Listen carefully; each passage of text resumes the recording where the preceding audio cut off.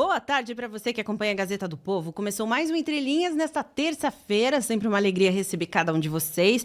Hoje temos assuntos quentíssimos para tratar aqui no Entre Linhas. Temos convidados especiais. Logo mais chegará a deputada Júlia Zanatta. E temos aqui na mesa também, hoje a mesa um pouco mais cheia. Temos o doutor Wanderson Castilho, já para conversar também com a gente sobre a questão de censura nas redes sociais. E é claro, sempre ele também, Frederico Junkert. Vamos começar então pelo Frederico. Boa tarde. Boa tarde, Mária. Boa tarde a todos os espectadores do Entre Linhas. Ótimo. Doutor Wanderson, bem-vindo aqui ao programa Entre Linhas. Boa tarde. Boa tarde, é uma honra estar aqui. Boa tarde a todos. Que ótimo, então. Até antes de chegar, a deputada Júlia Zanatta, que inclusive vai falar sobre essa questão, tem a Frente Parlamentar pela Liberdade de Expressão, que está trabalhando aí para combater a censura às redes sociais. A gente sabe que existe aí, né, uma força-tarefa praticamente do governo, do judiciário também, para levar adiante esse tipo de censura.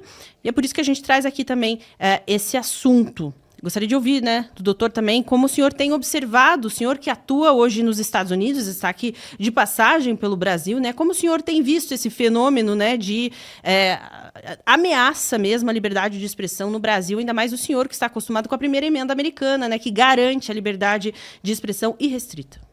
É uma pena isso, né?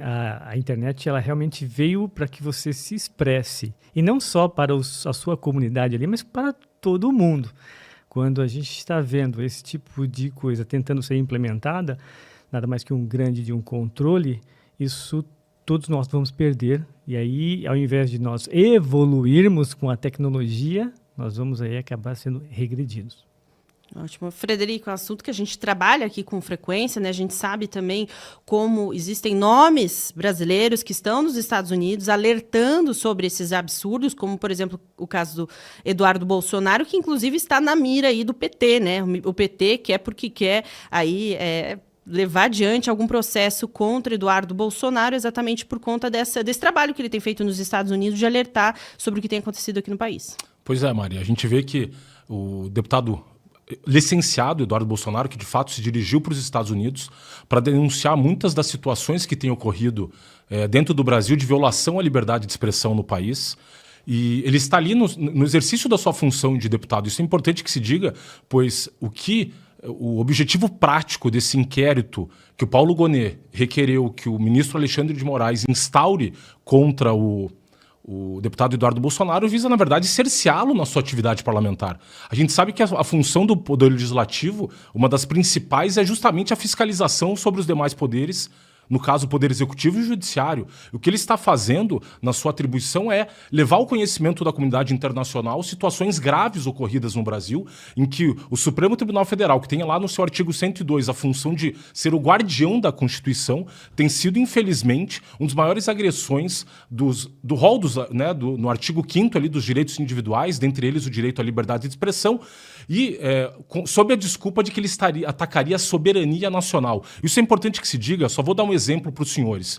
A Corte Interamericana de Direitos Humanos, que é a corte que dentro da Organização dos Estados Americanos tem a atribuição de julgar quando Estados-membros violam direitos individuais e fundamentais dos cidadãos latino-americanos, por 14 vezes o Brasil já teve casos julgados pela Corte Interamericana de Direitos Humanos, e desses 14, em 13, a República Federativa do Brasil foi condenada por violação ao devido processo legal, por exemplo, na questão de apuração, por exemplo, de crimes de homicídio, dentre uma série de outros casos muito graves em que brasileiros levaram, diante do não atendimento, da não observância pelo Estado brasileiro desses direitos fundamentais, esses brasileiros levaram esses casos de violação de direitos humanos dentro do Brasil para a Corte Interamericana. Assim como então o advogado do atual presidente Lula, Cristiano Zanin, que hoje é ministro do Supremo Tribunal Federal, fez em 2018, quando o Supremo Tribunal Federal negou o habeas corpus ali, porque eles queriam impedir que o Lula fosse preso, e na sequência ele acabou sendo preso por uma decisão do Supremo Tribunal Federal, ele também levou esse caso ao conhecimento de cortes internacionais. No caso, o Comitê de Direitos Humanos da ONU. Então, não procede essa tentativa de cercear e de calar o deputado Eduardo Bolsonaro, porque ele está, sim, dentro da sua atribuição parlamentar, ele está protegido pela imunidade parlamentar de palavras, opiniões e votos, e, portanto, a gente vê mais uma vez o Supremo Tribunal Federal avançando nas liberdades individuais dos brasileiros, e esse caso fica muito mais escabroso, pois não é apenas mais o brasileiro, um dos deputados federais mais votados do Brasil, e que apenas está levando, assim como Cristiano Zanin, que fez isso quando estava exercendo a defesa do então ex-presidente Lula, respondendo a todos os crimes da Operação Lava Jato, o Eduardo Bolsonaro, vendo tantos brasileiros passando por situações de censura, também está levando conhecimento dessas situações para entidades e organismos internacionais, e daí não procede essa tentativa de calá-lo mais uma vez.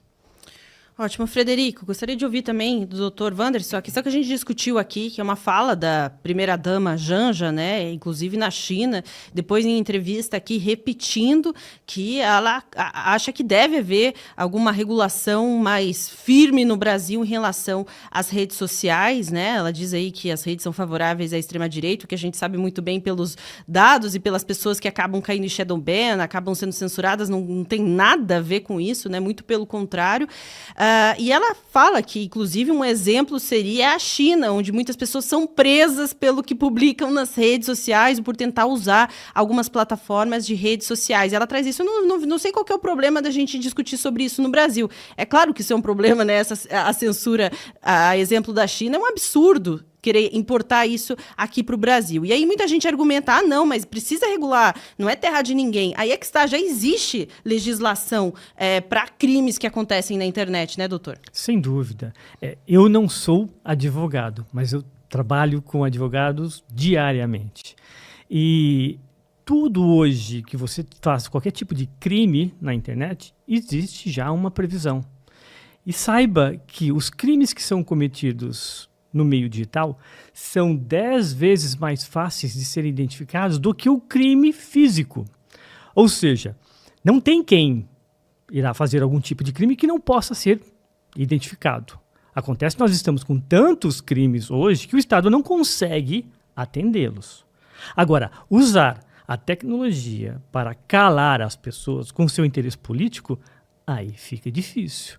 Aí você está ali cerceando o direito de liberdade da pessoa, mas está atingindo também os alicerces principais de uma Constituição, de um país democrático.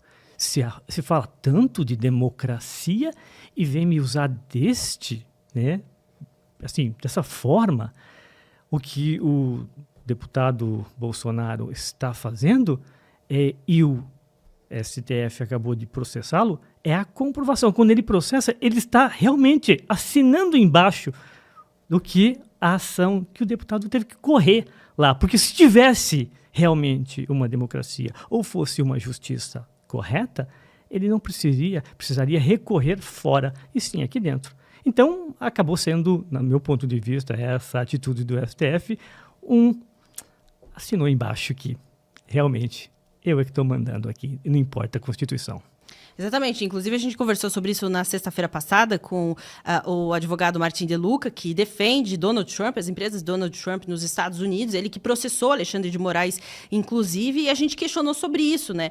A narrativa da esquerda hoje é que os Estados Unidos, alguns nomes dos Estados Unidos, algumas empresas, enfim, inclusive Donald Trump, estariam invadindo a soberania nacional. Mas é exatamente o contrário, né, Frederico? É um ministro brasileiro que está mandando ordens secretas diretamente para empresas americanas. Isso sim é que não respeitar a soberania nacional americana, né? Justamente, Mari, que basicamente o que acontece? Por que os Estados Unidos tem tanto interesse hoje na questão envolvendo o Brasil, para as pessoas entenderem, e por que o presidente Trump, que é o proprietário da rede social Truth Social e o Rumble, contrataram o Martin De Luca, que foi o advogado que nós entrevistamos aqui na última sexta-feira, para processar o Alexandre de Moraes. Justamente porque o ministro Alexandre de Moraes começou a expedir decisões secretas, ou seja, não há transparência nessas ordens judiciais, que objetivavam censurar, cercear a liberdade de expressão de cidadãos americanos residentes nos Estados Unidos e de estrangeiros residentes nos Estados Unidos. Nós tivemos o caso de uma brasileira que também tem cidadania americana, Flávia Guimarães, o caso do Rodrigo Constantino, o caso do Paulo Figueiredo, do Alan dos Santos, que residem, e também alguns deles são cidadãos americanos. Então o Rumble e o Truth Social receberam ordens judiciais de censura advindas do gabinete do ministro Alexandre de Moraes por meio de um e-mail. Como é que essas empresas foram notificadas? Por e-mail. Sendo que, se o ministro Alexandre de Moraes quer que as suas decisões produzam efeitos em território americano, existe um tratado celebrado entre o Brasil e os Estados Unidos no ano de 2001, em que ali há todo um trâmite que deve ser observado para que uma decisão judicial produza efeitos em território americano e, da mesma forma, uma decisão americana venha a produzir efeitos no Brasil. Isso existe o nome dessa forma de intimação é a carta rogatória, que você tem uma autoridade central de um país, no caso do Brasil, o Ministério da Justiça. Você tem a autoridade central nos Estados Unidos, que no caso é o Departamento de Justiça. E então, se o ministro objetivava que a sua decisão produzisse efeitos em território americano, ele deveria ter notificado o ministro da Justiça do Brasil, que então entraria em contato com a autoridade central americana, que ia então analisar se caberia, à luz do ordenamento jurídico americano, da Constituição americana, fazer com que aquela decisão produzisse efeitos em território americano. E aí a gente sabe que tem um entrave muito claro ali, que é a primeira emenda da Constituição americana, que garante a todo e qualquer cidadão americano e o próprio estrangeiro residente nos Estados Unidos uma ampla gama de proteção da sua liberdade de expressão. Nós sabemos que os Estados Unidos, dentre os países do mundo, é o país que tem a maior tradição de respeito à liberdade de expressão no mundo, e por isso que o próprio governo americano, ao se manifestar sobre o caso Alan dos Santos, se negou a extraditá-lo, porque reconheceu que ele estava passando por um processo de perseguição política no Brasil e que, portanto, a sua liberdade de expressão estava sendo violada, porque não existe crime de opinião nos Estados Unidos. Você pode se manifestar lá contra as autoridades públicas, contra o governo, e ainda mais, há uma decisão da Suprema Corte americana chamada New York versus Sullivan, da década de 60, que diz o seguinte: quando você vocaliza uma crítica contra uma pessoa pública, essa crítica pode ser ainda mais dura, que ela receber ainda mais proteção da liberdade de expressão. Pois qual que é o sentido basilar da liberdade de expressão? Que você possa vocalizar críticas contra terceiros, mas especialmente contra autoridades públicas que estão no exercício de um cargo público e que podem vir a abusar desse cargo. E daí cabe ao cidadão poder denunciar esses abusos, e assim como a imprensa, que, como a gente sabe, no campo da imprensa, a liberdade de expressão acaba recebendo aí o nome da liberdade de imprensa, justamente para você garantir que esse pressuposto basilar do regime democrático seja observado, respeitado, e que as pessoas possam participar da vida política da nação sem qualquer tipo de medo, assim, de uma retaliação por parte de agentes públicos. Ótimo, até vou trazer para vocês dois, né, comentarem sobre um comentário aqui das redes sociais no chat. A Cleide Rodrigues comentou: empresas americanas têm que se submeter à legislação brasileira. Você vê, até parece bonito quando você lê assim, mas isso é uma questão muito mais profunda, né, muito mais complexa do que essa. Na verdade, o que está acontecendo é que Alexandre de Moraes não está respeitando, na verdade, o próprio funcionamento nos Estados Unidos, né? Está passando por cima, inclusive, do governo, da presidência dos Estados Unidos, mandando ordens sigilosas diretamente para empresas que são americanas, né? E aí a solução só me parecem ser as sanções, né? Não, justamente, você vê um entrechoque de soberanias nesse caso, porque ele pretende que as suas decisões venham a produzir efeitos em território americano, inclusive com ordem de desmonetização de pessoas. Que essas pessoas não poderiam nem ter suas redes sociais no próprio Estados Unidos, como é o caso da Flávia Guimarães, como eu já disse, do próprio Monark, que foi o fundador do que era o podcast de maior sucesso no Brasil, que era o Flow Podcast, que inclusive o ministro determinou que essas redes sociais cortassem a monetização do canal dessas pessoas, querendo inclusive sufocá-las financeiramente. Então, de fato, as empresas americanas atuando em território nacional no Brasil, elas têm que respeitar a Constituição brasileira, o Marco Civil da Internet, e se não fizerem, vão ter combinadas ali as várias sanções previstas na lei. Mas não se trata disso. A questão hoje, com a aplicação da Lei Magnitsky, é justamente de aplicar a lei ao ministro Alexandre de Moraes, porque ele chegou, inclusive, a violar a liberdade de expressão de cidadãos americanos e cidadãos estrangeiros residentes nos Estados Unidos. Esse é o ponto central dessa discussão. E por isso, inclusive, vamos nos recordar aqui, quando o ministro Alexandre de Moraes suspende a Rede X no Brasil, né, que era o antigo Twitter, ele chegou inclusive, a bloquear as contas da Starlink, que são empresas completamente diferentes, não tem nada a ver. O Elon Musk, sim, é sócio das duas, mas fora isso, são pessoas com personalidades jurídicas completamente diferentes. E assim, ó, a aula massinha 1 de direito é que pessoa física e pessoa jurídica têm personalidades jurídicas distintas e, portanto, o ministro Alexandre de Moraes, ele rasgou ali a parte geral do Código Civil. A primeira aula do curso de Direito, quando você entra numa aula de Direito Civil, você vai aprender lá, olha, existe a personalidade jurídica da pessoa física, pessoa jurídica, e elas cada uma com patrimônios distintos e com autonomia para contrair obrigações por si próprias e respondem com seus respectivos patrimônios. Nem isso o ministro Alexandre de Moraes respeitou, e é por isso, sim, que hoje há uma articulação internacional para que ele venha a ser sancionado, porque não somente ele está violando a liberdade de expressão desse país, mas ele está, sim, atentando, ele, sim, contra a soberania americana nesse aspecto. Exatamente. E contra a lei brasileira também, né? Parece que os Estados Unidos, a gente está dependendo da justiça americana para fazer valer a lei brasileira, é isso mesmo? Exatamente. E uma coisa que, me corrija se eu estiver errado, mas se alguém estiver, assim, pretensiosamente cometendo algum tipo de crime, primeiro passa por uma análise, depois de uma decisão, e depois vem a punição. Neste caso, vem primeiro a punição, desmonetizar, te bloquear, tudo, e o processo inteiro, o outro, para saber, de repente pode chegar lá na frente, realmente, de acordo com a nossa lei aqui, eu pensava que você estava cometendo algum tipo de crime e não está, mas já foi punido na questão financeira, na questão também de exposição e tudo. Como é que fica isso? Então, é nítido, não precisa ser nenhum advogado especialista para perceber que tem coisa errada e muito errada aí, né? É verdade. Quando a gente vê, né, por exemplo, os Twitter Files Brasil, que foram revelados aqui na Gazeta do Povo, inclusive, mais ou menos um ano atrás, e quando a gente vê a lista dos nomes das pessoas que tiveram suas redes censuradas ali no X, né, agora X, a gente vê claramente que tem um lado, né? Então, a maior parte das pessoas, quase totalidade, são pessoas de oposição ao governo ou críticas ao STF, pessoas de direita. Então, aí já configura uma perseguição política, né? Sim. Eu até queria fazer uma pergunta para o doutor Castilho, que hoje, doutor, uma das justificativas para uma nova regulamentação das redes, que a gente tem hoje o Marco Civil da Internet. Sim. E o governo, por meio de uma iniciativa da Janja, que inclusive falou de eventualmente um funcionário do governo chinês vir ajudar a fazer a regulamentação das redes sociais no Brasil, a desculpa é que hoje os crimes são praticados na internet e que não há instrumentos hoje adequados ao combate a essa criminalidade. Procede essa alegação? Os instrumentos que existem hoje já, de que a tecnologia já são suficientes para combater esses crimes financeiros e outros crimes praticados nas redes? Eu respeito a posição dela como primeira-dama, mas como especialista ela está completamente errada. Hoje existem ferramentas, e ainda mais com a inteligência artificial, que a identificação se torna muito mais fácil. Então, todos hoje estão passíveis de responder pelos crimes que estão cometendo. De novo, existe daí a motivação política, existe a competência, existe o ferramental. Se o Estado não a tem, não quer dizer que ele pode sair impune porque é impossível de identificá-lo. Não, tecnicamente não. Agora, se esses três componentes, a incompetência, sem a falta de ferramental para se identificar ou a não motivação política, aí você vai ter um monte de pessoas que vão cometer os crimes e vão sair impunes. Mas tecnicamente, não, está longe disso. Tá?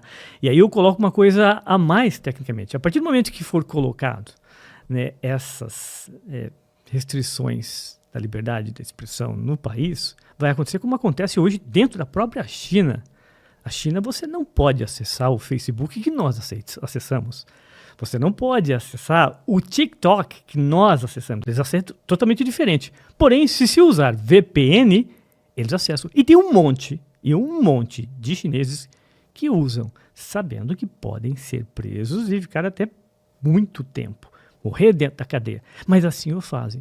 Então, mesmo assim, eles tentando implementar uma coisa dessa, é o que vai sair. As pessoas vão sair para o dark web, vão sair para um Tor, para evitar esse tipo de coisa.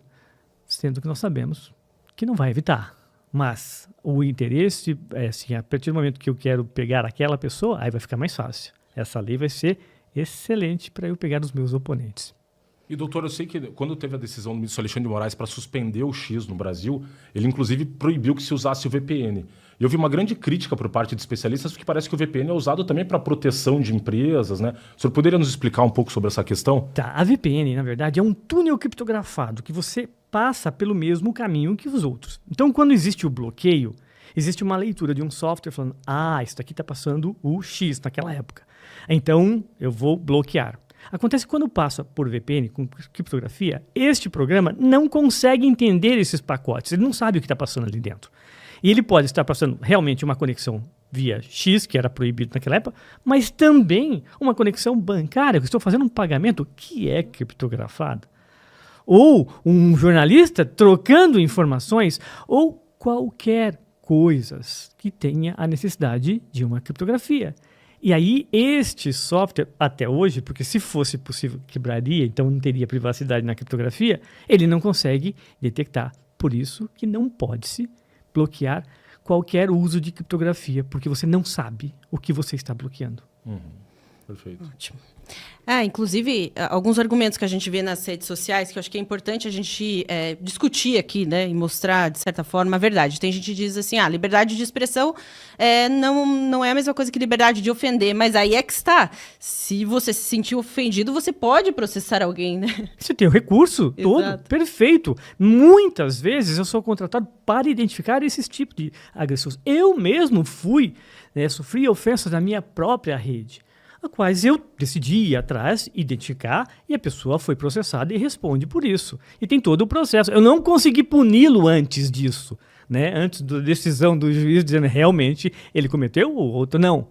Mas não é o caso aqui quando tem o poder elevado lá, que a decisão vem em cima da punição primeiro e antes da conclusão que realmente aconteceu ou não. Não, e o pior é que a gente acaba entrando, né? Quando a gente vê manchetes parecidas com as que acontecem aqui, a gente vê na Venezuela, a gente vê na Nicarágua, a gente vê na China, a gente não vê em democracias esse tipo de discussão ou esse tipo de processo acontecendo de forma invertida, né? Justamente, Mari. E como o Dr. Castilho pôde falar, a questão é justamente essa. Você já tem hoje instrumentos para combater a criminalidade, para identificar criminosos nas redes. E no questão da violação, por exemplo, ao direito à honra, se você se sente ofendido porque alguém o xingou, por exemplo, você pode conseguir lá identificar o IP da pessoa, localizá-la e promover ação indenizatória cabível. Ou no caso do criminal, você tem ali os crimes de injúria, difamação e calúnia. Então, hoje as pessoas já dispõem dos instrumentos para eventualmente combater crimes que sejam praticados nas redes, no caso de crimes contra a honra, por exemplo, ou eventual indenização por dano moral à sua honra. Então, não procede agora essa justificativa de que eles estão apresentando para que venha a ser regulamentada. E a questão e é engraçado que o pretexto é sempre muito bonito, né? No caso da Janja, ela tem que dizer, não, queremos proteger as crianças e as mulheres. Mas a gente sabe que o objetivo não é esse. Não. O modelo chinês, ele não visa proteger as mulheres e as crianças, ele visa controlar o pensamento das pessoas, uma sociedade totalitária em que os indivíduos ainda têm ali um grau pequeno de liberdade econômica, mas a liberdade de pensar ali é 100% controlada pelo Estado. É uma sociedade totalitária, uma ditadura comunista que os indivíduos, a depender da forma como eles vocalizem suas opiniões, inclusive eles têm a perda de direitos, perda de locomoção no país, perda do direito de viajar, eventualmente perda do emprego.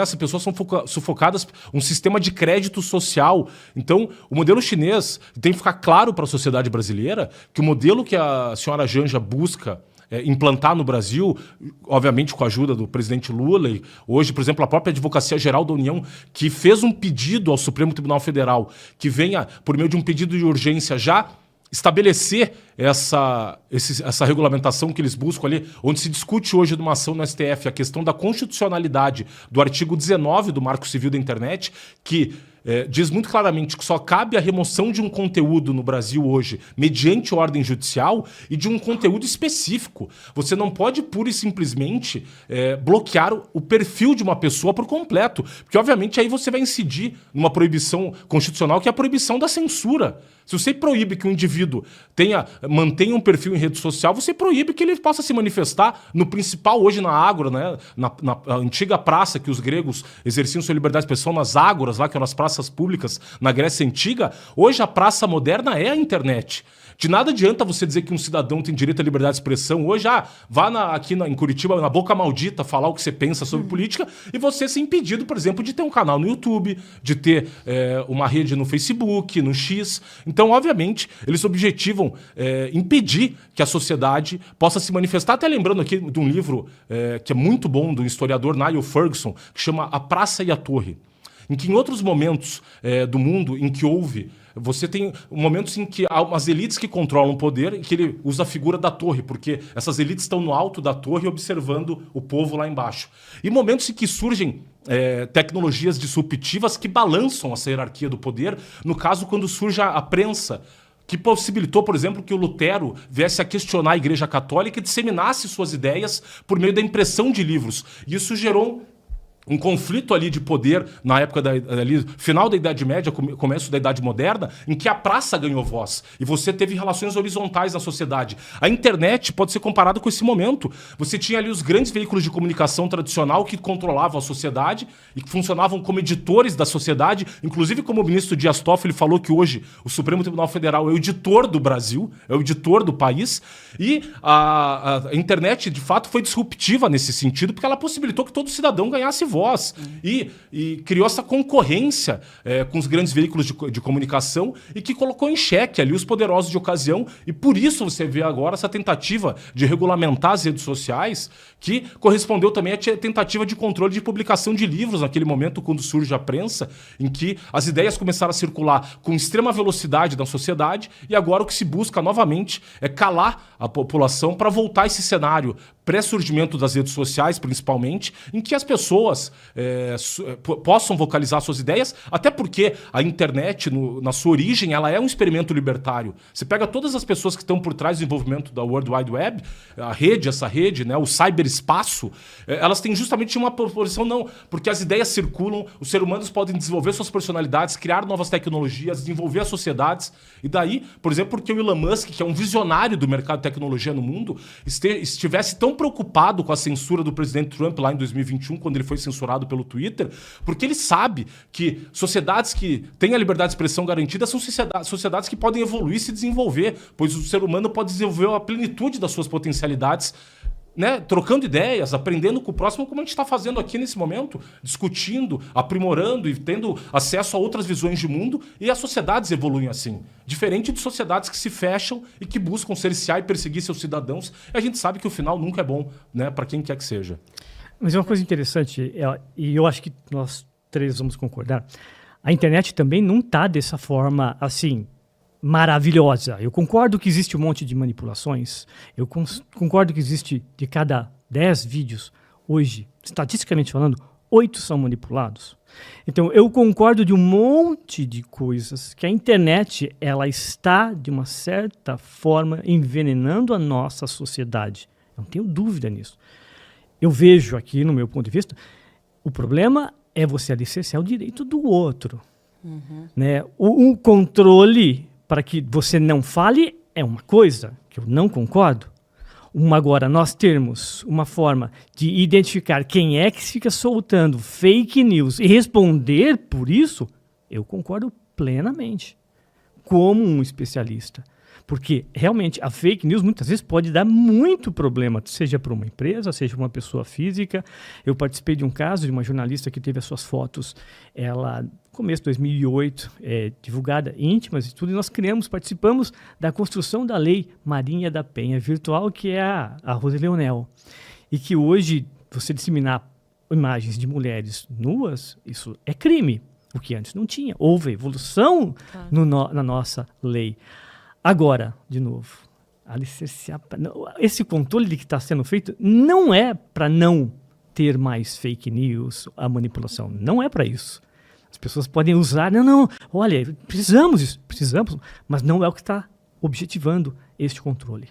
O discurso parece muito bonito e por isso que seduz muita gente, mas se você analisar, você sabe que, na verdade, é questão de controle e esses que controlam definem o que é verdade e o que não é, o que é fake news e o que não é. Esse que é o grande problema, né? Usam algo que é bonito, de fato, combater as fake news, notícias falsas, importante, ou outros tipos de crime, importante. O problema é que, na verdade, isso aí é só para disfarçar algo que vem atrás, que é o controle, de fato, sobre o que é dito, sobre quem é criticado, sobre o que é questionado, enfim. E aí a gente vê isso numa dimensão ainda maior, perto das eleições. Né? E a gente já vê esse movimento. Não é à toa que Jean já foi falar na China sobre isso. Não é à toa que a gente vê a AGU pedindo que a STF adote medidas urgentes para responsabilizar redes sociais por notícias falsas, como trouxe na Gazeta do Povo a Aline Heckman, aqui, nossa editora. Então, a gente já vê esse movimento mais intenso ainda nas redes sociais, até porque, de acordo com uma lista, inclusive publicada pelo deputado Nicolas Ferreira, que a gente discutiu aqui na mesa esses dias, os parlamentares de direita estão ali no topo dos mais que tem maior engajamento, mais seguidores nas redes sociais. A gente entrevistou esses dias o vereador Lucas Pavanato aqui, que é um vereador de direita, oposição ao governo federal, que tem muito mais seguidores do que o próprio presidente Lula. Então, é um vereador jovem que está começando essa carreira política, mas que tem mais gente engajada do que o próprio presidente Lula. E aí é claro que isso vai incomodar o sistema e o poder, né? Porque a gente vê gente que antes não teria voz num jornal nacional, digo de contexto nacional, tá? Não estou me referindo ao jornal de tal ou tal emissora. Então, a gente não teria não seria tão acessível se não houvesse essa liberdade nas redes sociais, se as pessoas não pudessem seguir e conhecer outras pessoas que não fosse filtrada ali pela mídia, né? E olha como tem uma coisa tecnicamente que houve uma mudança que antigamente as pessoas mais para a área da esquerda tinham mais seguidores. Acontece que esses seguidores eram falsos, eram seguidores comprados. E a própria rede hoje, a Meta, tanto o TikTok, eles afinaram o seu algoritmo para dificultar mais estes números. Então, os números hoje que esses políticos estão tendo aí na direita são verdadeiros, eles não são criados. Então, isso incomoda muito, porque a abrangência deles atinge muito mais do que a outra era. Então, eu preciso realmente, se eu fosse do outro lado, eu preciso do controle aí, né? Porque nós estamos perdendo em relação à nossa narrativa aí. Exatamente. O combate à liberdade vem muito por isso, pelo interesse de se manter no poder, né, Frederico? Justamente. E fica muito claro que eles estão perdendo a batalha das ideias. Então, você vê aí o objetivo de cercear esses grandes influencers, como você mesmo mencionou, Mário, o Nicolas Ferreira, cujos vídeos, um dos vídeos que envolvia ali a questão do Pix, chegou em mais de 300 milhões de visualizações do Instagram. Foi um dos recordes históricos do Instagram no mundo, não só no Brasil, mas no mundo. Até porque a gente sabe que o Brasil, comparativamente ao restante do mundo, é um dos países que as pessoas mais se utilizam das redes sociais.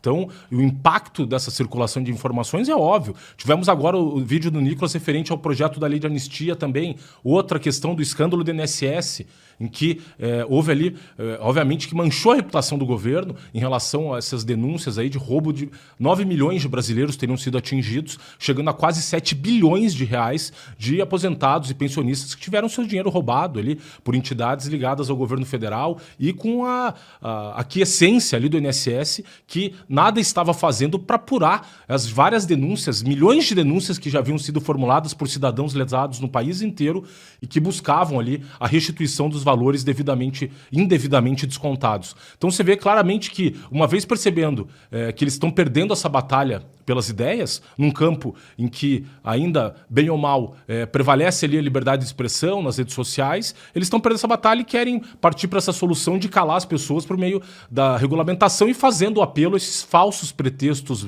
né, que seriam meritórios, mas que a gente sabe que, no fundo, é mais uma tentativa de mascarar o real propósito, que, conforme fica claro na inspiração da Janja, que é o modelo chinês, o propósito fica muito claro, que é o de cerceamento da liberdade dos indivíduos, de calar os cidadãos, de impedir que eles possam se expressar livremente, vocalizar suas opiniões e trocar ideias sobre o que está acontecendo na sociedade. E, obviamente, que a gente sabe que fosse outro momento no Brasil, as pessoas não saberiam do escândalo do INSS. Alguém acha que é do interesse do governo federal que as pessoas saibam desse escândalo? Do escândalo do Petrolão, do Mensalão? Óbvio que não é do interesse dos poderosos, das pessoas que são atingidas por essas notícias, que elas sejam veiculadas, divulgadas, discutidas, debatidas. Então, a gente sabe que o propósito dessas pessoas, de fato, é esconder esses fatos, porque esses fatos têm, sim, repercussão política e não é do interesse dessas pessoas que os brasileiros aí possam discutir isso livremente e trocar ideias, porque a gente sabe que em todos os campos da vida as pessoas necessitam dialogar, conversar para se aprimorar profissionalmente em todos os campos da vida e por isso que a importância dessa discussão transcende o ambiente político e vai, de fato, para todas as áreas da vida, a área educacional, até a questão da própria liberdade de crença, a parte, né, da sua vida espiritual. Então, é um debate que transcende a política e chega, de fato, em todos os campos da vida. Eu queria só chamar a atenção, um dos piores crimes que pode existir contra a vida é contra uma pessoa que não tem como se defender, que são chamados, são chamados as pessoas que não podem se defender, são os hipossuficientes, vulneráveis. Os vulneráveis. São os vulneráveis. Então, de uma criança, de uma mulher inconsciente, que não tem defesa, ok? De um senhor que trabalhou 40 anos para conseguir aquela aposentadoriazinha pequena, que sustentou todas as suas famílias, os seus filhos em cima daquilo e ainda está trabalhando para conseguir superar toda uma inflação. 90 bilhões tirado dessas pessoas, desses vulneráveis. E vai ficar só isso? Nessa retórica, só isso? Não tem consequência? Um governo inteiro deveria cair imediatamente depois que nossos avós, nossos pais, que sofreram tanto para trabalhar, pagou seus impostos e tudo, e me vem que mais de 30, 40 milhões de contas foram feitos empréstimos sem autorização disso e não tem conivência com o banco, com o... Gente, é assim, é inadmissível isso, é repugnante. Né? E eu não tô vendo nada, não a CPI, nem tudo querendo abafar, isso não dá, é inadmissível. Exatamente. A gente vê como funciona a esquerda nesse sentido, né? Diz defender as minorias, mas uma minoria tão vulnerável, que são idosos, muitas vezes pobres, daí não importa porque eles não são massa de manobra, porque eles não vão me ajudar a fazer a campanha lá, e daí eles deixam quieto. Não é uma minoria que importa para a esquerda. E veja o seguinte, Mário, para deixar claro para as pessoas, né, o duplo critério. O rigor com que eles têm com pessoas como o Monark lá do Flow. Qual que é o crime do Monark? Um crime de opinião. O ato de falar, ele falou, emitiu opiniões. O caso do Rodrigo Constantino, que está passando por um tratamento de câncer hoje, estava com seu dinheiro bloqueado. E aí, sabe o que aconteceu? O rigor agora com que o Eduardo Bolsonaro está sendo tratado, já vão instalar um inquérito, vai ser processado. No caso do Careca, do INSS, que é um dos homens, os lobistas que estava por trás desses desvios, fizeram o bloqueio da conta dele agora, só nessa semana. Sabe quanto que localizaram nas contas dele? 25 mil reais. Só em uma das empresas desse senhor aí, o tal do Careca do INSS, passaram 31 milhões de reais desviados do dinheiro dos aposentados e pensionistas. Encontraram agora 25 mil reais para bloquear, para tentar reaver esses recursos desviados. Veja, a rapidez com que o aparato de justiça se movimenta no Brasil hoje para perseguir pessoas por opinião política, e você vê pessoas assaltando, roubando pessoas em situação de vulnerabilidade, como bem lembrou o Dr. Castilho aqui. Não à toa que 67% dos atingidos por esses descontos indevidos são de aposentados rurais, pessoas pobres do norte e do nordeste do Brasil que mal sabem mexer num celular. Nesse sentido, são, né, tem quase um analfabetismo tecnológico ali, pessoas que não têm a mínima condição, estavam sendo ali roubadas. E aí você vê o aparato de justiça do Brasil, a decisão saiu essa semana e localizaram só 25 mil reais. Então, é óbvio que isso gera uma revolta por parte, indignação por parte da sociedade brasileira, e aí vai ficar claro por que eles querem controlar a informação. Porque não querem que você venha a pensar sobre esses fatos. Está moralmente sadia uma sociedade que trata cidadãos que emitem opinião política de um jeito, né, com todo o rigor e o peso do Leviatã, e de outro, pessoas que roubam velhinhos, aposentados, que em situação de vulnerabilidade, e você vê que nada acontece em relação a essas pessoas? Essa sociedade está moralmente sadia ou está doente? Ou está podre, corrupta? Essa é a pergunta que fica. E por isso que eles querem cercear a liberdade de expressão dos cidadãos, para que você não venha refletir sobre esses fatos e aponte os culpados por essa situação. Eles, claro, eles não querem se responsabilizar, e como bem falou o Dr. Castilho, se fosse um país sério, o governo inteiro tinha caído.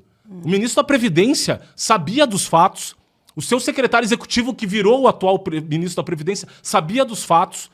O governo, praticamente, o irmão do Lula, o vice-presidente de umas entidades envolvidas no desconto de recursos legais. E veja agora.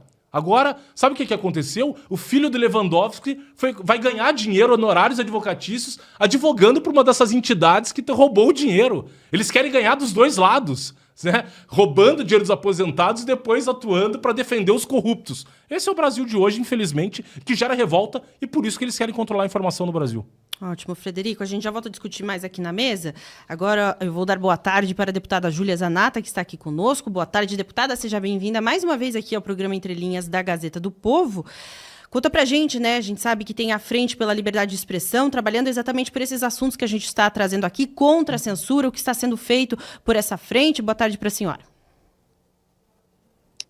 Boa tarde a todos da Gazeta do Povo que nos acompanham e obrigada por me dar essa oportunidade de estar mais uma vez aqui. Sim, nós temos, né, o ano passado nós instalamos,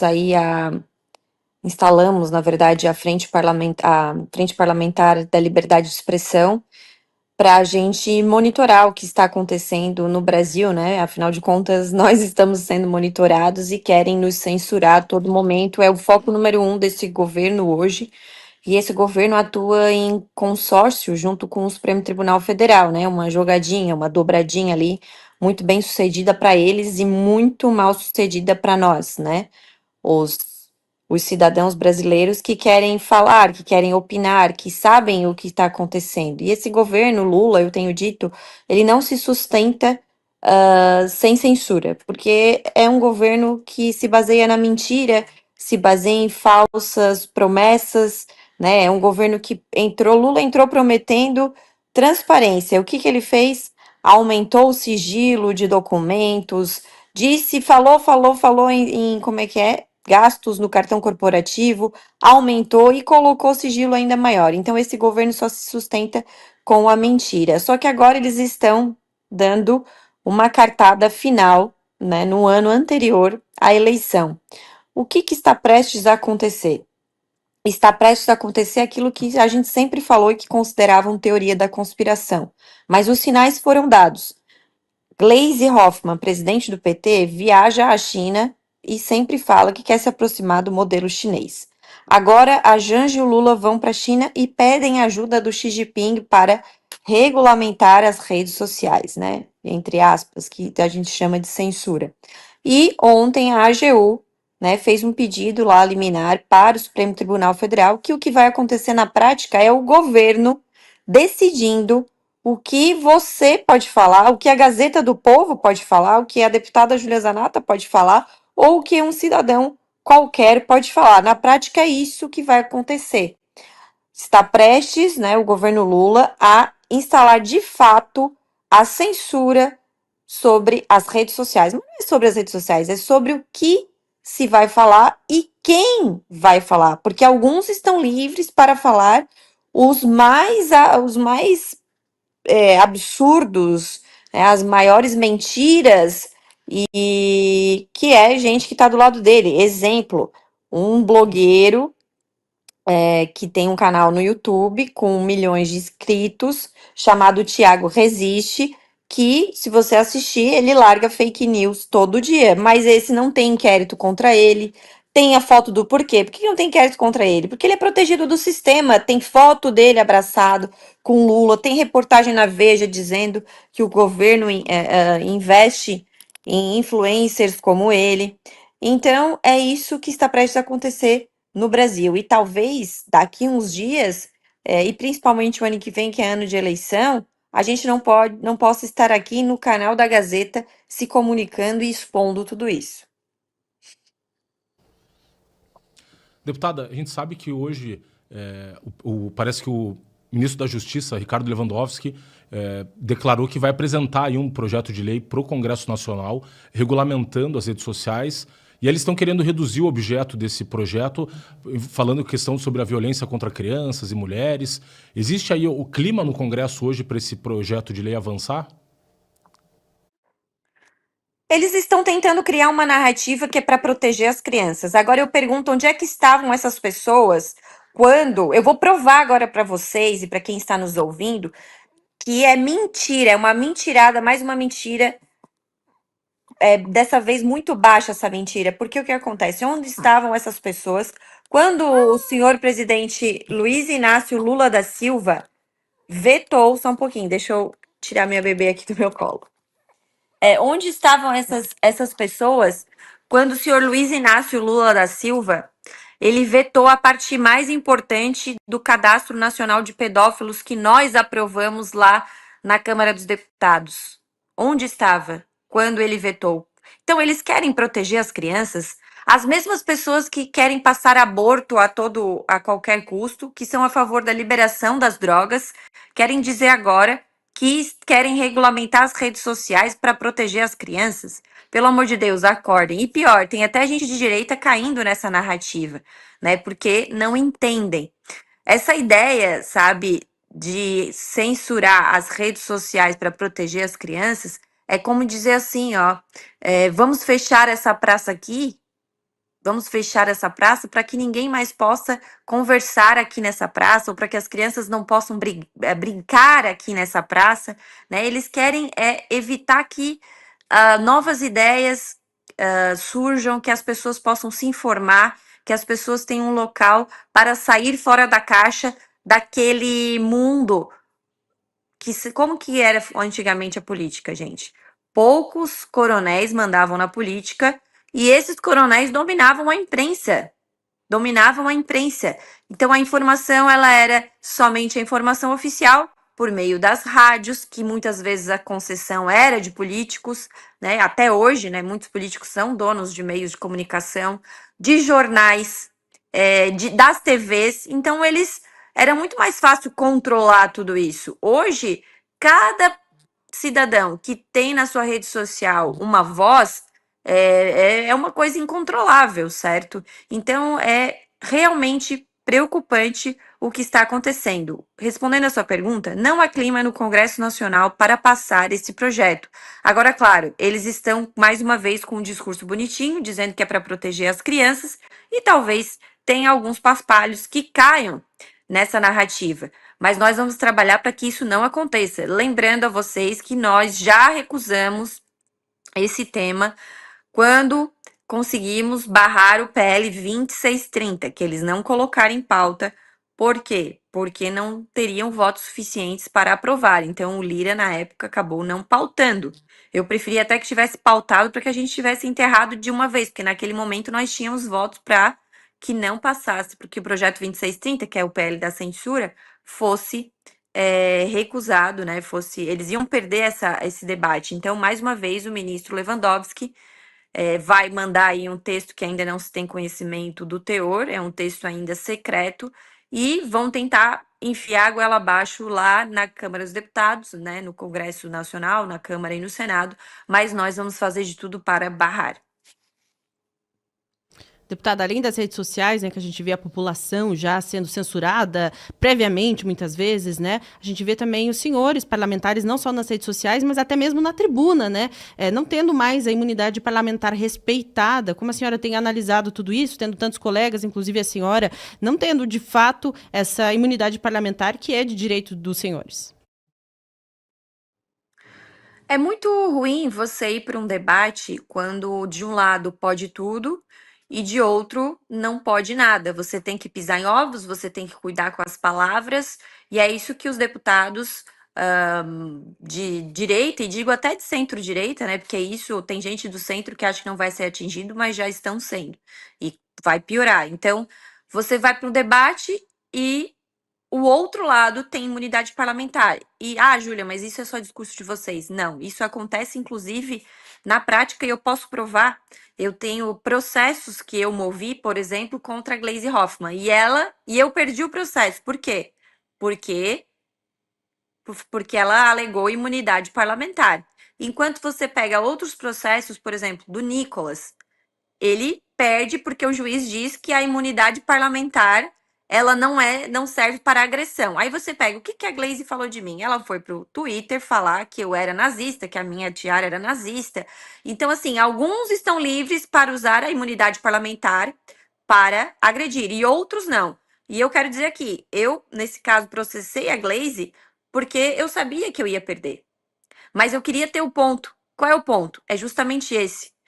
O judiciário permite tudo para um lado e nada para o outro. Então é muito complicado, porque você pisa em ovos, você pode ser processado a todo momento, vem uma ONG, como aconteceu com o Nicolas, e dá lá uma condenação, acho que foi de mais de 200 mil reais, danos coletivos, e do outro lado, se você é ofendido, você vai lá e processa e perde, porque o outro lado tem a tal da imunidade parlamentar. Então fica complicado. O que eu defendo? Eu defendo que todo mundo tem imunidade parlamentar.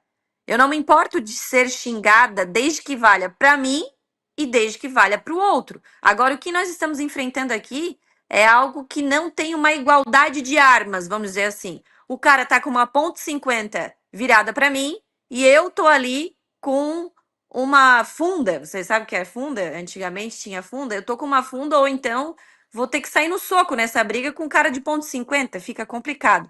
É isso que nós estamos vivendo hoje no parlamento brasileiro. Deputada, uma curiosidade aqui. A senhora já se sentiu ameaçada em algum momento com a sua, de alguma forma, falar? Você pensou em falar e de repente se segurou exatamente por essa razão? Sim. E é muito difícil para mim, porque eu sou uma pessoa que falo mesmo. Mas quando eu entrei no parlamento, inclusive o meu marido me recomendou que, por exemplo, questões sobre LGBT. Ele falou: tudo que tu falar vai ser homofobia, transfobia, tu vai perder, vai vir uma ONG em cima de ti e tu vai perder lá 200, 300 mil reais, vão bloquear tua conta, certo? Então você pega a Erika Hilton, teve um embate entre essa pessoa, né, e eu.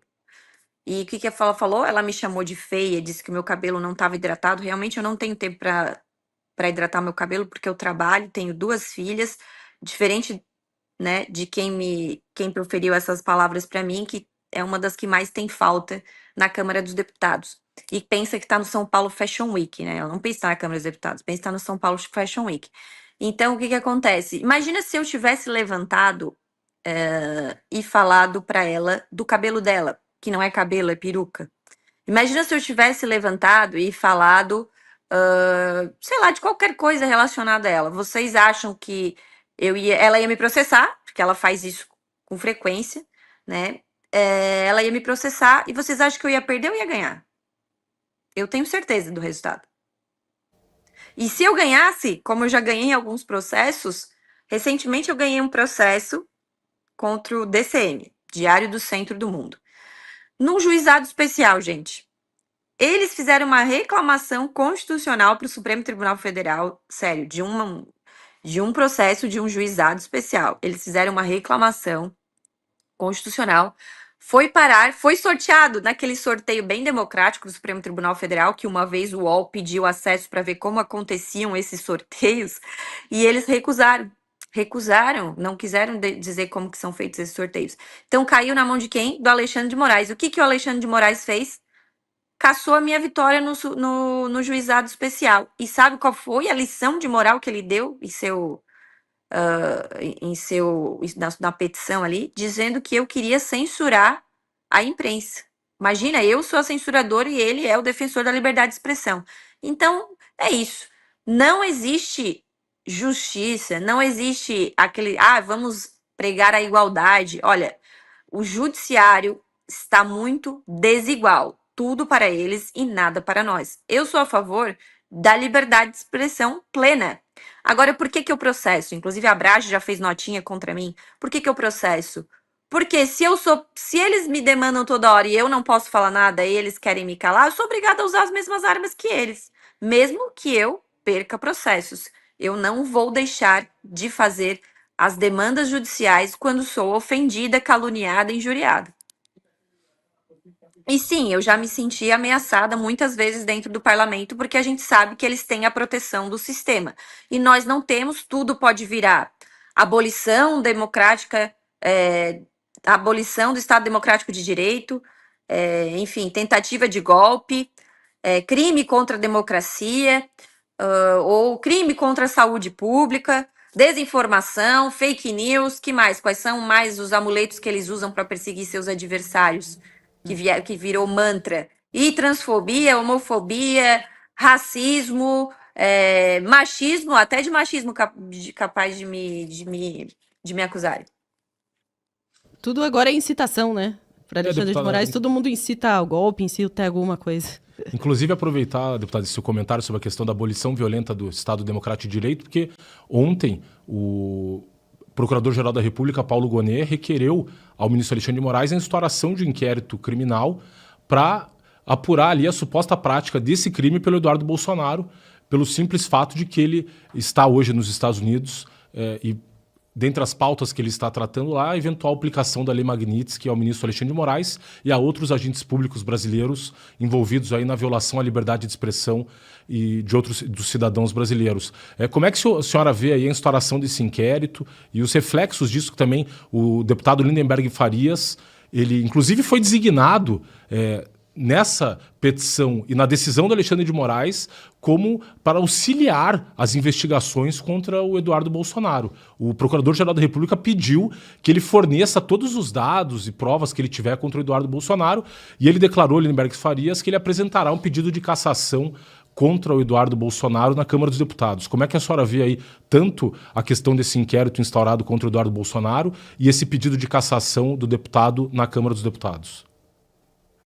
Eu agradeço ao deputado Lindenberg Farias, que é o mais novo estagiário do Supremo Tribunal Federal e do Paulo Gonet, né? Talvez vá trabalhar lá no gabinete deles. E eu agradeço porque ele está legitimando as ações e tudo aquilo que a gente fala de que vivemos em uma ditadura e que temos perseguição política e dá mais crédito ainda para o trabalho do deputado Eduardo Bolsonaro. Então, parabéns e obrigada, Lindenberg. Né, você está confirmando tudo aquilo que a gente faz. E não sei se o seu estágio aí no Supremo Tribunal Federal e no gabinete do Gonet vai lhe pagar tão bem quanto o salário de deputado. Mas continue sendo assim, submisso a eles, que você talvez terá sucesso. Mas cuidado, que a lei Magnitsky, como é que se fala? Aquela lei Magnitsky pode te atingir também. Ótimo, deputada. A gente agradece muito a sua participação, né, a sua disposição de estar aqui conosco. Volte mais vezes aqui ao programa Entre Linhas. Agradeço e agradeço a todos pela audiência, pelo espaço e com certeza dias melhores virão, em breve, talvez daqui 1 ou 2 semanas. Tomara. Até a próxima, deputada. Agora a gente volta aqui para a mesa, inclusive vocês devem ter percebido, já temos mais um integrante aqui na mesa, Henrique Mecabô. Boa tarde, bem-vindo agora presencial aqui novamente. Boa tarde, obrigado pela acolhida de sempre, sempre melhor ainda estar aqui com vocês em carne e osso. Ótimo, a gente discutiu bastante aqui sobre liberdade de expressão, sabe, Henrique? Sobre primeira emenda, né, o doutor Wanderson trabalha, inclusive mora nos Estados Unidos, e aí é muito contrastante com a nossa realidade, que a gente já tem, inclusive, uma censura prévia, né? Quantos de nós não pensamos antes de publicar alguma coisa, né? O próprio Henrique também é político, na hora de publicar, de falar alguma coisa, a gente já se censura, fora aqueles que estão mesmo sem acesso às suas próprias redes sociais. Né? É verdade. A censura, digamos assim, a limitação da expressão no Brasil é quase que a única saída que esse desgoverno tem para ter qualquer chance, qualquer fiapo de esperança de vitória para o ano que vem. E, infelizmente, isso vem sendo conduzido de maneira mancomunada, acho que dá para dizer assim, com o judiciário. A audiência da Gazeta vai se lembrar disso. Na semana passada, o STF, e eu prometo que vou chegar num ponto aqui a partir de um contexto geral, na semana passada, o STF organizou um show da Ana Castela, da Maria Gadu, de vários artistas. Os penduricalhos do judiciário no Brasil já somam o dobro do orçamento das 69 universidades federais somadas. São 12 bilhões contra 6 bilhões de reais anualmente. Isso no governo federal que garantiria educação pública gratuita e de qualidade para todos. Esse é o contexto. E quando nós olhamos para o resto da gastança, é absurdo. As viagens da primeira-dama Janja, o rolê da ministra da Cultura em Cannes, quem que vai bancar essa farra? É por isso que o governo tem que avançar para taxar os MEIs. É por isso que o governo tem que avançar para impor um IOF buscando um controle de capitais, para não deixar o investidor que está vendo o país naufragar tirar o seu recurso daqui. E daí, na reta final, como que se estanca essa diminuição de popularidade, garantindo que as pessoas não possam criticar, não possam falar sobre isso. E é por isso que a primeira-dama fala em regulação das redes, em copiar o modelo chinês aqui para o país. A liberdade de expressão não tem como coabitar com um cenário tão catastrófico, de gastança que parte do judiciário, que é garantida pelo executivo, que também gasta mais do que devia e só pensa em arrecadar. Felizmente, a gente ainda tem mínimas salvaguardas, tem conseguido manter esse debate em veículos como a Gazeta do Povo, pensando num respiro aí, numa esperança para o ano que vem. Mas tem sido cada vez mais complexo, porque até os parlamentares, como a gente conversou aqui com a deputada Júlia Zanatta, têm tido questionado a sua imunidade parlamentar na tribuna. Eu imagino que o Marcel, o Nicolas, a própria Júlia, sofrem na hora de dormir sabendo que, pelo que falam no microfone dentro da Câmara dos Deputados, podem vir a ser penalizados. Cenário muito complexo. É interessante também, né? Isso se expande a várias das nossas liberdades estão comprometidas, né? Você também colocou nas suas redes sociais uma crítica àquela situação da jornalista que publicou sobre o salário altíssimo, né, de uma juíza, e aí, então, vai ter que pagar por isso, como se isso não fosse não só o direito, mas o dever de um jornalista, né, trazer à tona uma realidade para onde está indo o dinheiro público. Informação pública, publicamente acessível, de fácil acesso digital, ela só fez repercutir. E daí a justiça entende que ela excedeu o direito de informar. Eu não sabia que existia limite para o direito de informar, dado que nós estamos falando de informação que a própria justiça reconheceu como verídica. É um absurdo completo, inclusive o valor da multa em R$600 mil. Né? Só não é mais absurdo que o salário da desembargadora, que naquele mês específico foi de 660 mil. A gente não veria isso em outros países, e eu sinto que muitas pessoas aqui no Brasil têm visto isso com normalidade. Como que uma democracia vai operar dessa forma? Não tem cabimento, né? Mas a própria jornalista, algumas matérias anteriormente, ela defendia isso, né? Que o judiciário estava fazendo certo e tudo. Eu não sei agora qual seria a opinião dela, né? Mas se o judiciário, de uma forma geral, está atuando desse jeito, é porque tem um exemplo na Suprema Corte, né? Exatamente. E ali é o ponto, eu entendo aqui nós quatro, defendendo, não importa o lado que você quer ou está. O ponto é o certo. E veja, se isso está acontecendo de um lado que você é contra, isso vai voltar para você também. Está aí a prova da própria jornalista. É até interessante só o Dr. Castilha fazer essa menção. A gente pega hoje, por exemplo, duas pessoas que publicamente se colocam a favor da liberdade de expressão. O próprio Glenn Greenwald, que é uma pessoa de esquerda, e ele é um dos maiores defensores do Alan dos Santos, que divergem completamente no campo político e falando, não, no caso Alan dos Santos houve sim violação à liberdade de expressão, porque justamente se faz uma defesa principiológica, queremos a liberdade de expressão para todo cidadão, independente do que você pensa. Inclusive para você falar besteiras, que aí a questão é justamente essa. A liberdade de expressão existe, inclusive, para que você possa falar besteira. Óbvio que se você falar uma coisa que eventualmente tenha um efeito jurídico, você vai ter que pagar por isso, se responsabilizar perante o Poder Judiciário. Mas você pode falar. Mas pode falar, justamente. E a gente está num cenário hoje de censura completa. E até lembrando aqui a jurisprudência dos Estados Unidos, que assim, eles têm uma preocupação tão grande com os efeitos que uma decisão como essa, que condenou uma jornalista a pagar R$600 mil, o que eles chamam de chilling effects, ou efeitos inibidores, de você, inclusive, ser inconstitucional qualquer medida legal ou jurídica tomada que possa gerar esse efeito nas outras pessoas de terem esse medo de vocalizar suas opiniões com medo do que pode acontecer. Então, obviamente, que uma decisão como essa, aí do Poder Judiciário do Rio Grande do Sul, ela gera um efeito às pessoas. Porra, mas será que se eu falar alguma coisa agora eu vou ser condenado a R$600 mil? Quem que vai querer fazer jornalismo investigativo desse jeito? Justamente, meu patrimônio, né? E como bem lembrado pelo Mecabô, numa informação que era pública e pior, era verdadeira. Retirada do portal da transparência do Poder Judiciário do Rio Grande do Sul. E então, assim, é um precedente extremamente perigoso. E aí gostaria de ver, como a deputada Júlia Zanatta lembrou, caberia então agora a defesa da jornalista apresentar uma reclamação constitucional no STF para ver se o ministro Alexandre de Moraes vai cassar essa decisão, como ele fez no caso de Júlia Zanatta, né? É que o absurdo se normatizou aqui, né? O absurdo se normatizou no ponto de vista do advogado do presidente se tornar um ministro. O amigo pessoal se tornar também um ministro. Se normatizou tantas coisas absurdas, né, que daí as pessoas, a população toda, ficam achando que é normal essas coisas. E que não é.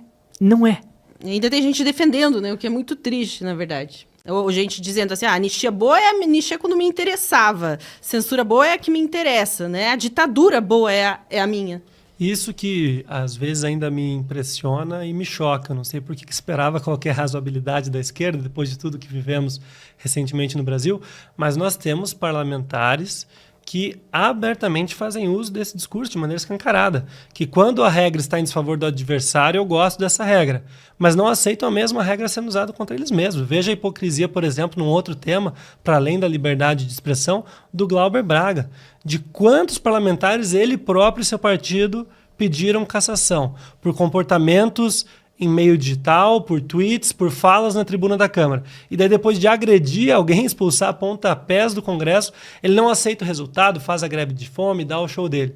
E mesmo assim, infelizmente, você tem esses hipócritas assumidos, escancarados, e parte do eleitorado parece que concorda.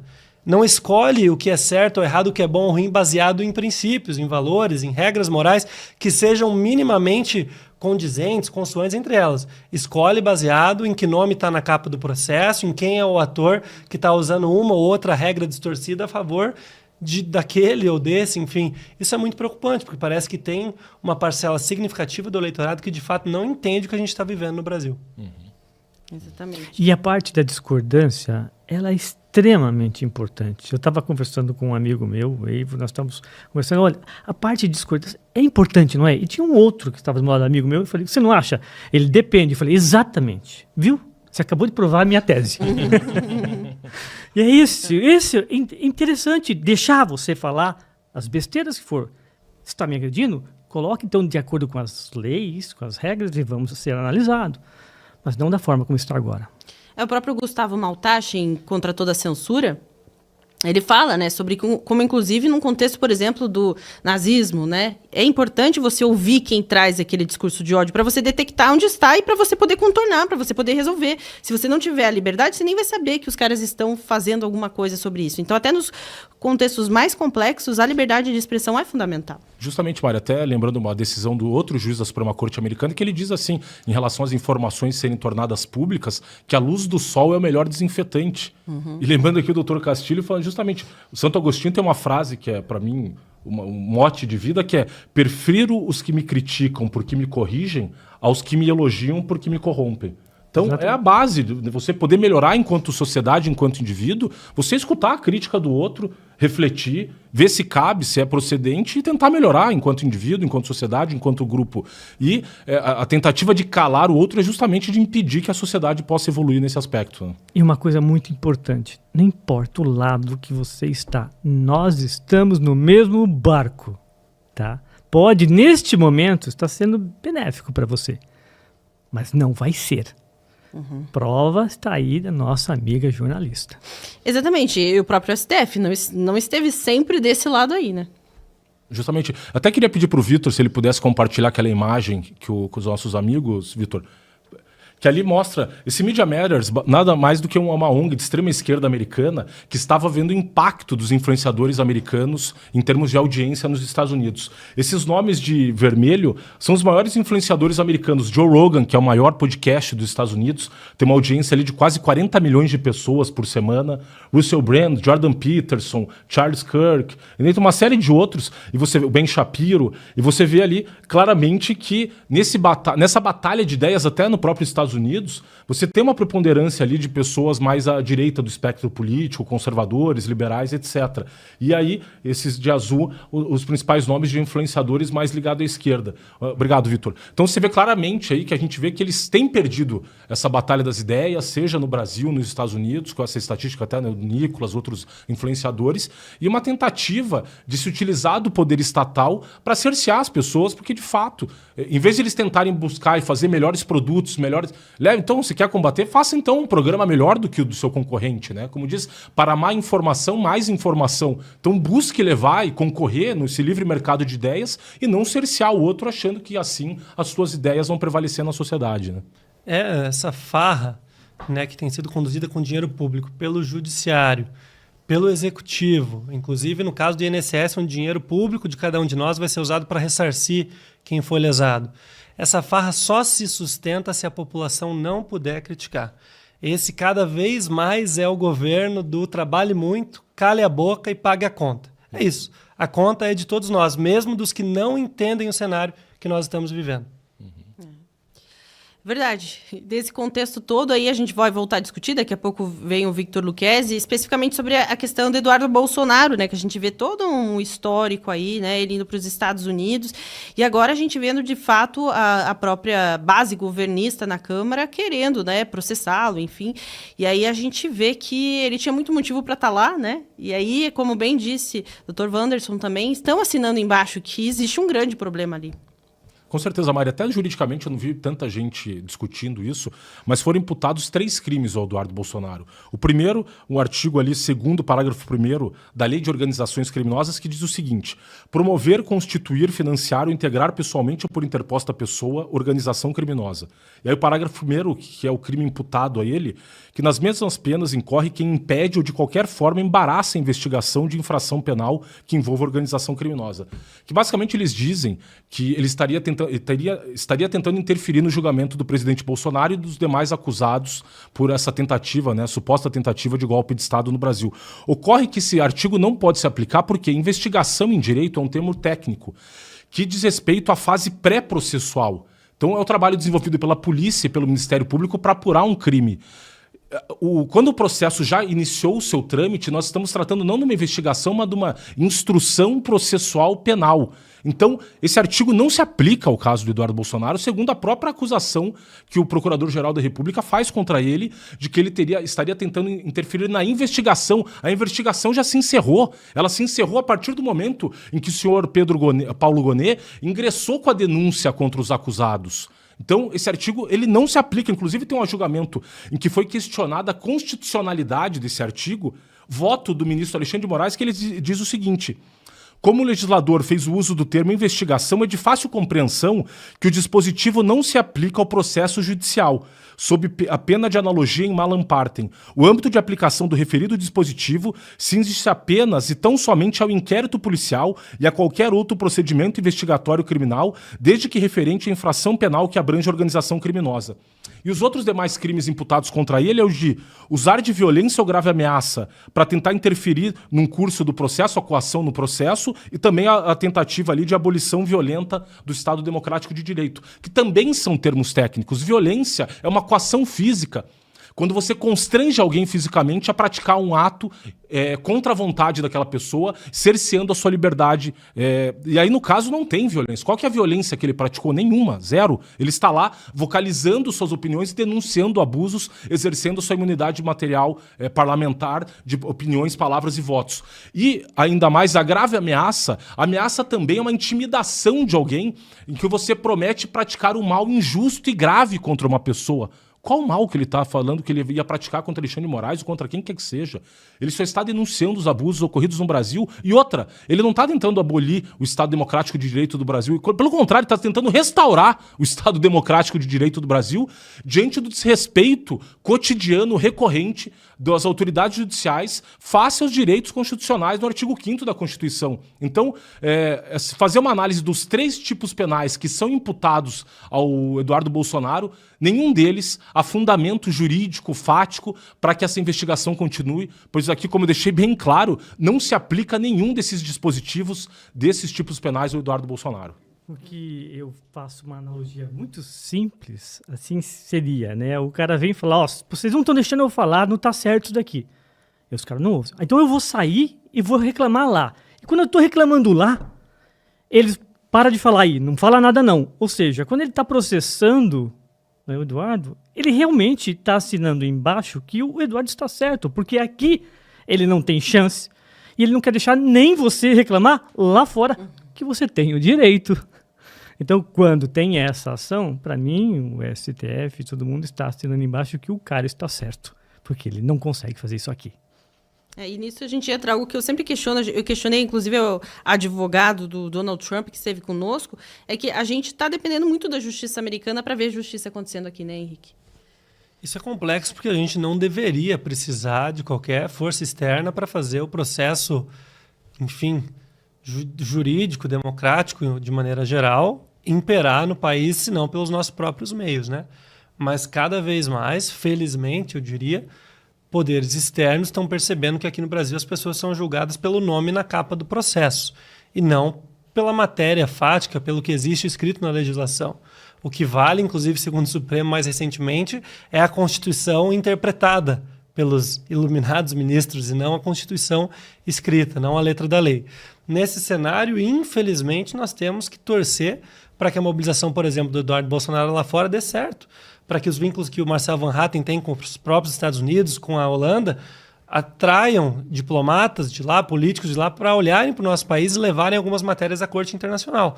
Aqui dentro, a gente já quase tem que largar as bets quando se fala de recorrer para instâncias superiores. Se na primeira instância já há uma grande dificuldade de entendimento que seja amigável, digamos assim, a princípios da direita, cada vez mais isso é cada vez pior na segunda e, claro, na superior instância aqui no país. Se desse certo essa ação do Eduardo, na prática, para uma população que não conhece tanto de direito, qual que seria a interferência realmente aqui? Olha, eu acredito que via lei Magnitsky, agora de maneira mais latente, mesmo assim a interferência seria indireta. Os ministros, indireta como? Os ministros, por exemplo, passariam a temer o que expõem de político nas suas decisões e nos seus posicionamentos públicos à imprensa, porque sabem que serão limitados em operações bancárias que passam por bancos americanos, em uso de cartões de crédito, em viagens. Ações pessoais deles. Perfeitamente. Ações pessoais deles. Não haveria uma interferência judicial na instituição brasileira por parte da instituição externa, e isso a gente jamais deveria aceitar. Justamente, não é uma interferência, como bem colocado, contra a instituição, mas uma sanção pessoal e que o efeito prático dentro do Brasil é de desmoralização dessas pessoas, de mostrar que elas, de fato, não estão atuando conforme as leis e a própria Constituição do Brasil, diferente, né, conforme deveriam fazê-lo, mas o efeito, por exemplo, a relação Magnitsky é lá nos Estados Unidos. Se eles tiverem bens nos Estados Unidos, esses bens são bloqueados.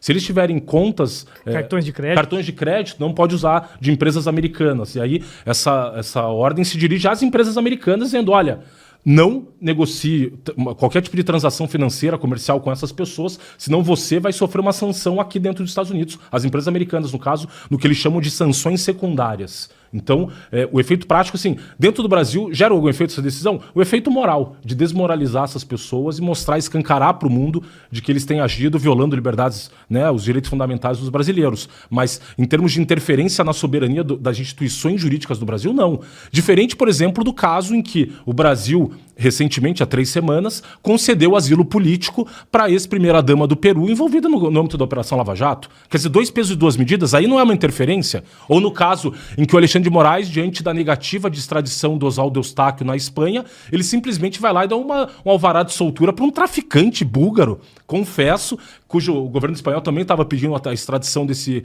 traficante espanhol, e ele foi lá e falou não. Aí depois ele percebeu que o cara, obviamente, como ele é búlgaro e estava fugido no Brasil, não tinha residência fixa, opa, fiz besteira, Aí pegou e emitiu a ordem de prisão dele de novo.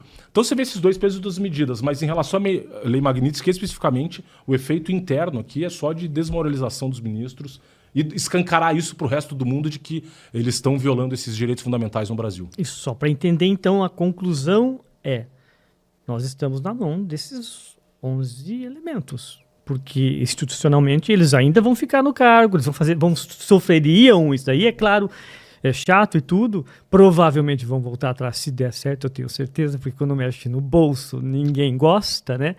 Mas mesmo assim, veja que nós estamos presos a 11 elementos. Isso com certeza. E a gente torce para que no contexto político-eleitoral essa desmoralização reverbere em apoio do Senado à derrubada dos ministros que abusam das suas prerrogativas. Acho que esse é o passo mais importante. Mas o próprio advogado do Trump, da Rumble, o Martin De Luca, disse aqui no programa que, sim, a princípio os outros ministros não entrariam nessa, mas se eles começassem no lugar de Moraes recuando, eles começassem a fazer as mesmas coisas que Moraes está fazendo, sim, eles também estariam sujeitos a essas sanções. Bom, eu sei que o Dr. Wanderson tem o compromisso dele, né? Antes de eu chamar o Victor Lucchesi, que vai comentar sobre esse assunto também, vou agradecer a sua presença aqui, viu? Eu que agradeço, foi um prazer. Prazer a todos os ouvintes. Até mais. Até a próxima. Agora eu já vou chamar ali o Victor Luquezzi, enquanto a gente se despede dele no bastidor aqui. Victor, boa tarde para você, bem-vindo mais uma vez aqui ao Entre Linhas. Conta pra gente como você tem visto, né, esses assuntos que a gente trouxe aqui hoje, a questão da censura no Brasil, né, e quanto a gente tá contando com a justiça americana para esperar que a justiça aqui funcione também. Mariana, Frederico, é um prazer estar aqui com vocês. Olha, hoje eu tive a oportunidade de vivenciar, por meio de um relato de uma pessoa relevante aqui no meio da moda brasileira, da moda mineira, o quanto essa ideia de censura, essa ideia de controle das mensagens está impactando no meio cultural. Muitas das vezes, quando a gente conversa sobre censura, nós pensamos em decisões judiciais, nós pensamos em redes sociais, nós pensamos em televisão e, às vezes, nos esquecemos que um dos meios mais importantes de propagação de mensagens, propagação de ideologias é justamente a cultura. E aqui, em Minas Gerais, nós temos um evento que é chamado Minas Trend.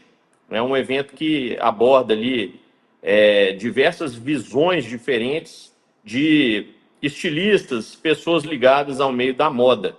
E num desses eventos, se não me engano, ocorrido em 2023, mas que o caso só veio à tona hoje, uma estilista de orientação evangélica, que era ligada muito à pauta anti-aborto, à pauta de defesa da vida, ela fez um modelito baseado na angústia de uma mãe que aborta, o arrependimento de uma mãe que chega a abortar, né, que chega de fato, pôr fim à vida, ao desenvolvimento daquele feto que ela carrega.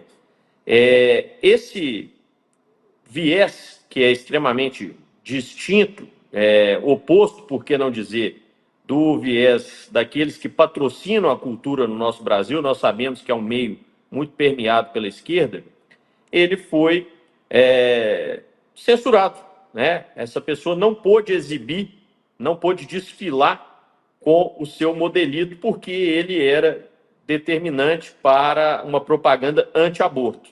Por que eu estou colocando isso aqui? Pela primeira vez, está chegando ao meio cultural aquilo que nós só víamos no meio midiático.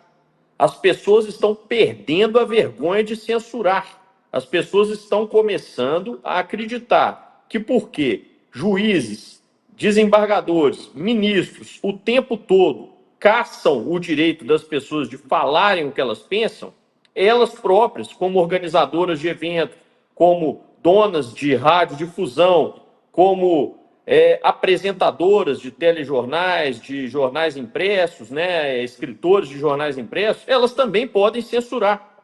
Recentemente, nós tivemos uma decisão que eu acho que foi talvez a mais brutal desde o ato institucional número 5 em relação à censura.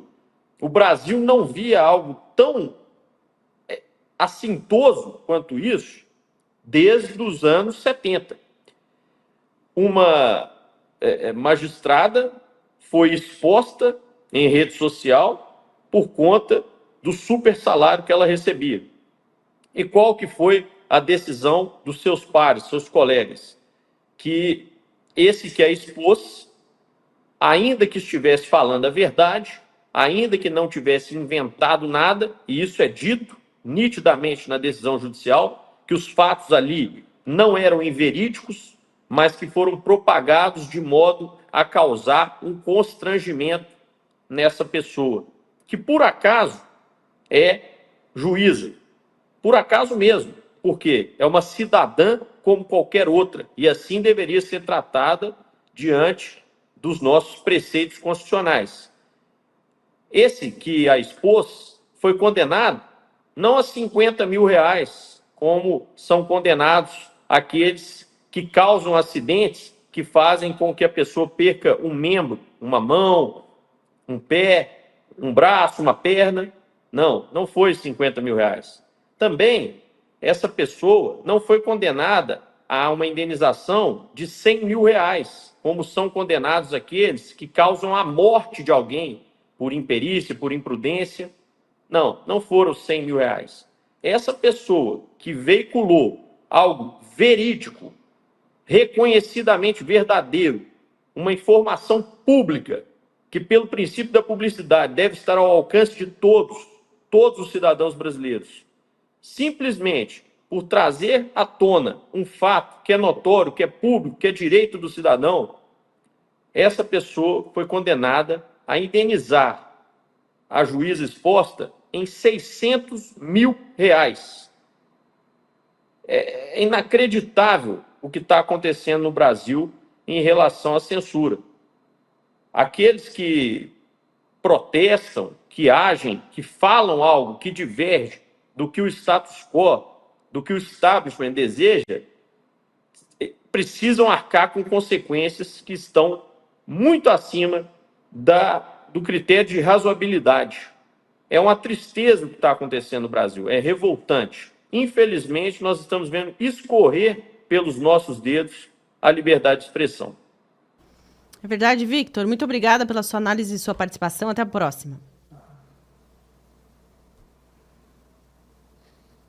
Acho que ele travou ali, né? Bom, vamos voltar aqui para a mesa. Obrigada, Frederico, por mais um dia aqui, a gente discutindo os assuntos mais importantes. Valeu, Mário. Obrigado aí. Obrigado a todos os espectadores e um abraço aí também para o Mecaboc, hoje presencialmente aqui conosco. Sim, muito bom te receber aqui. Volte mais vezes, né? No presencial também. Sem dúvida. Tendo a oportunidade, estou com vocês aqui em Curitiba, sempre feliz de poder compartilhar de um debate de tão alto nível aqui no Entre Linhas. Obrigado, Fred. Obrigado, Mari. Obrigada. E a gente agradece a cada um de vocês que nos acompanhou nessa terça-feira. Amanhã, às 15h tem mais. Lembrando que a gente tem uma excelente programação o dia todo, desde as 7h, no Café com a Gazeta. Fica o convite também para você assinar a Gazeta do Povo, apenas R$ 8,25 por mês, nessa mega promo Gazeta. E aí a tua economia no ano todo é de R$ 235. Tá baratíssimo para você ter acesso ilimitado a todo o nosso conteúdo exclusivo. Não perca a oportunidade, gazetadopovo.com.br/oferta, ou então apontando a câmera do seu celular para esse link que você vê aqui na tela. Então a gente espera vocês amanhã às 15h aqui no Entre Linhas. Fica o convite para acompanhar toda a nossa programação. Fiquem com Deus e até lá.